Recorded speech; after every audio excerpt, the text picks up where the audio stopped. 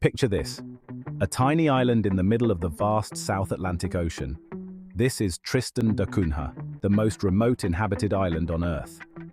A journey to Tristan requires a 7-day boat ride from Cape Town, South Africa. For those who venture here, Tristan offers an experience unlike any other.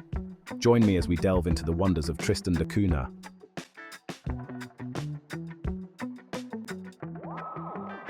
Tristan da Cunha is the peak of a massive shield volcano. The island's volcanic nature is evident in its dramatic landscapes. After a 1961 eruption, islanders returned, rebuilding their homes.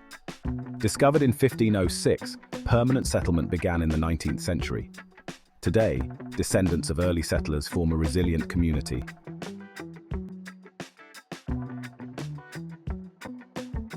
Tristan da Cunha is a place where nature reigns supreme. The island's volcanic soil supports a surprising variety of plant life. The coastline features dramatic cliffs shaped by the relentless ocean. The sea teems with life, supporting the island's small fishing fleet. Unique land-dwelling creatures like the Tristan albatross call it home.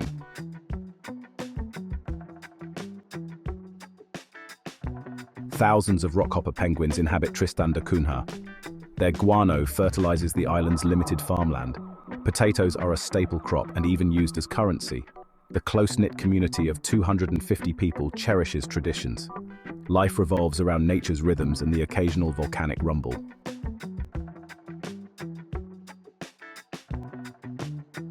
Life on Tristan moves at a different pace, dictated by nature. Days are measured by tasks, not the clock. Internet access is limited and expensive, making isolation a defining trait. The island's remote location means reliance on external supplies.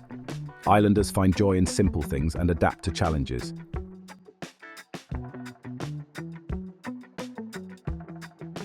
Tristan da Cunha faces some of the most ferocious weather conditions. Fierce storms can bring life to a standstill. Neighbors help each other secure homes and share supplies. These storms are a testament to the islanders' resilience. Despite challenges, the community thrives in their isolated paradise.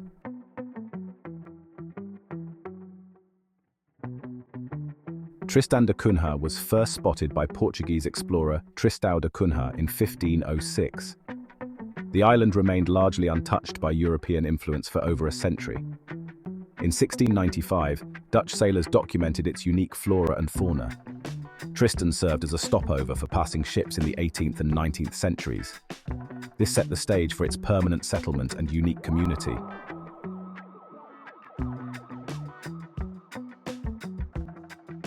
In 1810, the British established a garrison on Tristan during the Napoleonic Wars. Corporal William Glass chose to stay, marking the beginning of permanent habitation. The settlement of Edinburgh of the Seven Seas was established. In 1961, a volcanic eruption forced the population to flee. The islanders' return in 1963 showcased their resilience and determination.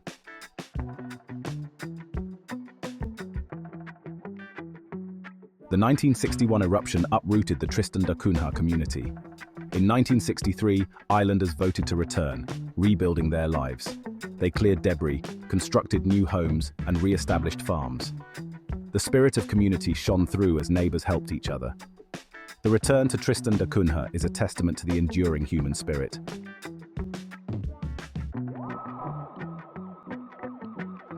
Today, Tristan da Cunha stands as a testament to the resilience of both the human spirit and the natural world. The island has risen from the ashes of the 1961 eruption, its landscape scarred yet undeniably beautiful. The community, though small, is vibrant and close-knit, their shared history and isolation forging unbreakable bonds.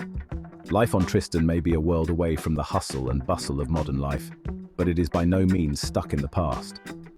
The island has embraced certain aspects of modernity, with electricity, telephone lines, and even limited internet access, connecting them to the outside world. However, the islanders have managed to retain their unique traditions and way of life, fiercely protecting their cultural heritage. The Tristan da Cunha community still relies heavily on traditional practices for their livelihoods. Fishing remains a primary source of income, with islanders venturing out into the often treacherous waters surrounding Tristan to secure their catch. Farming, particularly of potatoes, is also crucial for sustenance, with families tending to their small plots of land passed down through generations. Despite the challenges of isolation and limited resources, the people of Tristan da Cunha have created a society rooted in self-sufficiency, community spirit, and a deep respect for the natural world that surrounds them. Their story is a powerful reminder that happiness and fulfillment can be found in the simplest of things, in the bonds of family and community, and in living in harmony with the rhythms of nature.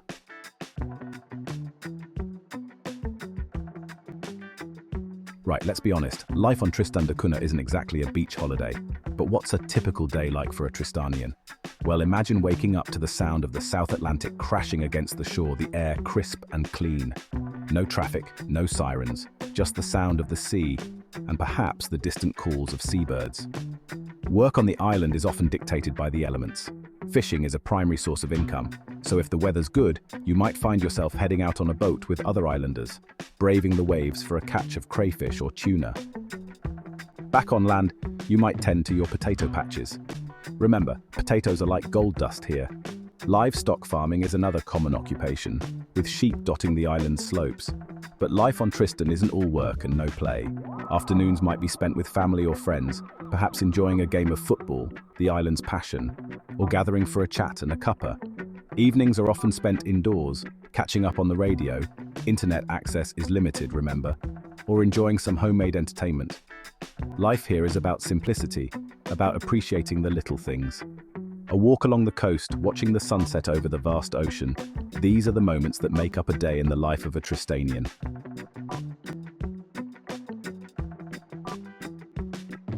Now, let's talk about the heart and soul of Tristan da Cunha, its people. With a population smaller than most villages, everyone knows everyone and their business probably. But this close-knit community is what makes life on Tristan so special. Islanders depend on each other, helping out with everything from repairing roofs to looking after children. There's a strong sense of belonging, of shared history and purpose. Life events, from births to weddings to funerals, are communal affairs, bringing everyone together. Children grow up playing together, often roaming free on the island, their laughter echoing through the streets. Elders are respected for their wisdom and experience, their stories passed down through generations, keeping the island's history alive. This intergenerational bond is something truly special, a reminder of the strength and importance of community.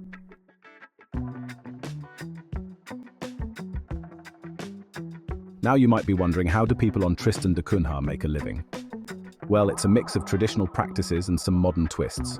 Fishing, as I mentioned, is a major industry, with Tristan rock lobster, crayfish, being a prized catch, exported mainly to Japan and the US. Tourism is another source of income, though limited by the island's remoteness. A few cruise ships visit each year, and the island has a guest house for those intrepid souls who dare to stay longer.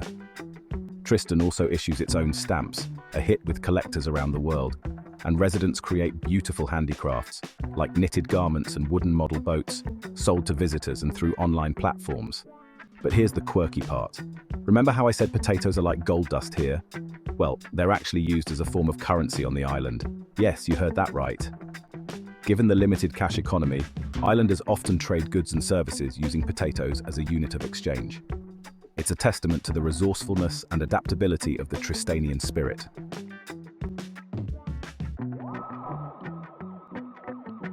Now let's talk about the practicalities of life on Tristan da Cunha education and healthcare. The island has a single school, St. Mary's, catering to children from preschool to secondary level. Teachers are often brought in from overseas, a testament to the community's commitment to providing their children with the best possible start in life. Healthcare is provided at a small hospital, with a doctor and a few nurses tending to the island's medical needs. For more serious cases, patients are transported by ship to Cape Town, South Africa, a journey that highlights the challenges of living in such a remote location. But amidst these challenges, there's a strong emphasis on self-reliance. Islanders are skilled in many trades, passing down knowledge through generations. They've learned to make do with limited resources, repairing and reusing items rather than relying on imports.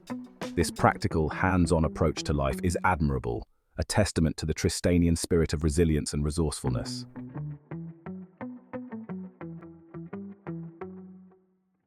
Life on Tristan da Cunha is intrinsically linked to the land and sea. It's a place where people work with their hands, where tradition and necessity go hand in hand. The island's economy might be small, but it's built on the solid foundation of hard work and resourcefulness. For generations, fishing has been the lifeblood of Tristan. The waters surrounding the island teem with life, and Tristanian fishermen are renowned for their skill and bravery in navigating the often treacherous conditions. Lobster, or crayfish as it's known locally, is the island's most valuable export, prized in markets as far away as Japan and the United States. But fishing isn't just a job on Tristan, it's a way of life. It's about understanding the rhythms of the ocean, respecting the power of nature, and relying on generations of accumulated knowledge to secure a catch. It's a tradition passed down from father to son, a source of pride and identity for the Tristanian people. Life on land is equally demanding, but no less rewarding.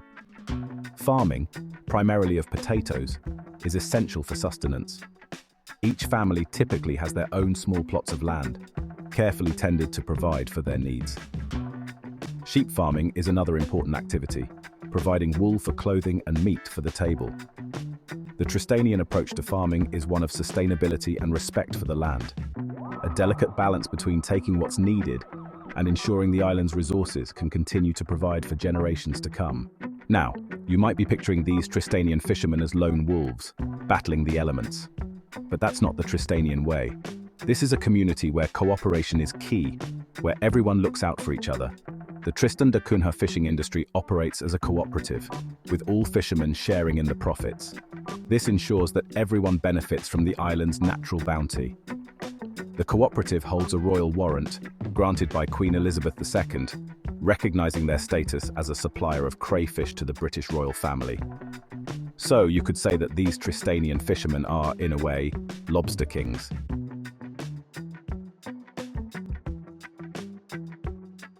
Beyond the catch diversifying opportunities.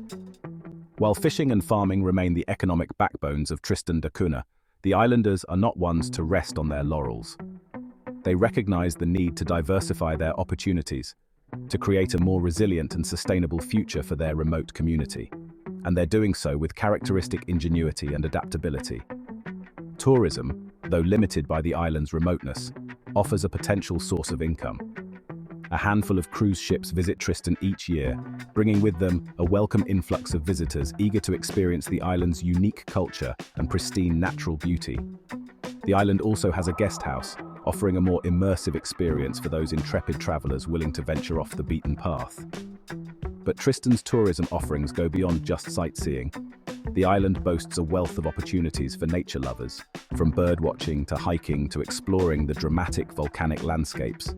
And for those seeking a slower pace of life, Tristan provides the perfect setting to disconnect from the digital world and reconnect with nature and the simple pleasures of life.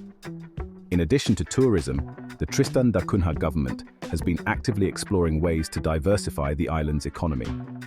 This includes developing sustainable fishing practices, promoting ecotourism, and exploring the potential for renewable energy sources. The islanders are determined to create a future where their unique way of life can thrive, not just survive in an ever-changing world.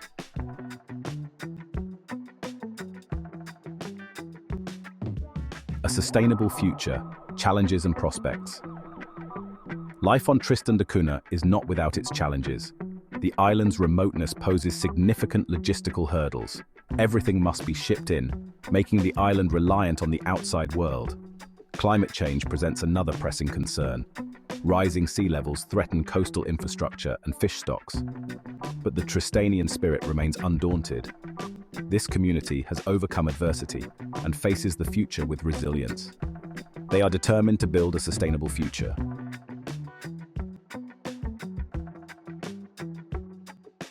So there you have it, a glimpse into life on Tristan da Cunha, the island that time forgot, or perhaps the island that chose a different clock altogether. It's a place where life is stripped back to the essentials, where the rhythms of nature dictate the pace of daily routines, and where the concept of community is more than just a buzzword. It's a lifeline. We've explored the island's fiery origins, its dramatic landscapes sculpted by volcanic forces and lashed by the relentless Atlantic. We've delved into its unique history, from those early encounters with intrepid explorers to the establishment of a community that refused to be cowed, even by the wrath of a volcano. We've met the Tristanian people. Their lives are testament to resilience, resourcefulness, and an unshakable sense of belonging. Their stories are a reminder that happiness isn't always found in the abundance of material possessions, but in the strength of human connections and the deep satisfaction of a life lived in harmony with nature. From the potato patches that sustain their bodies to the fishing boats that brave the open ocean, from the warmth of their community gatherings to the quiet moments of reflection against a backdrop of breathtaking natural beauty, life on Tristan da Cunha is an affirmation of the enduring human spirit. It's easy to romanticize life on a remote island, envisioning it as an escape from modern complexities. But this idyllic existence comes at a price. Isolation, limited resources, and natural disasters are daily hurdles. Yet the true spirit of Tristan da Cunha shines through. Their strength lies in unity and resilience. Tristan da Cunha stands as a beacon of resilience, a testament to the enduring human spirit.